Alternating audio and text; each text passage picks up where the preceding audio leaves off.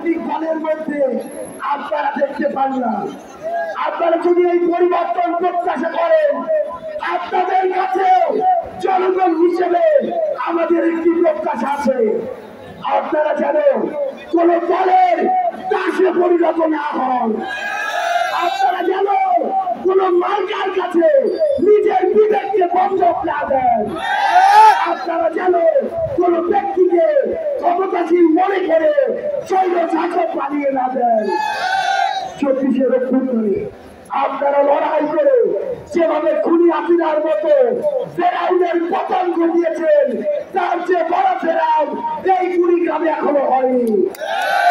তাই আগামীতে যে কেউ হোক না কেন, যারা চাঁদাবাজি করে, দখলদারিত্ব করে, ক্ষমতার অপব্যবহার করে, মামলা বাণিজ্য করে, লুটপাট করে, তারা যেন আপনাদের নেতা না হয়।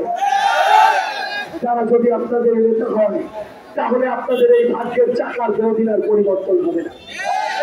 আমরা বিশ্বাস করি আপনারা সেই সংগ্রামী, সেই বিপ্লবী, সেই আকর্ষিক কুড়িগ্রামের মানুষ এবং সেই পরিচয় আগামীর বাংলাদেশে আপনারা দিবেন।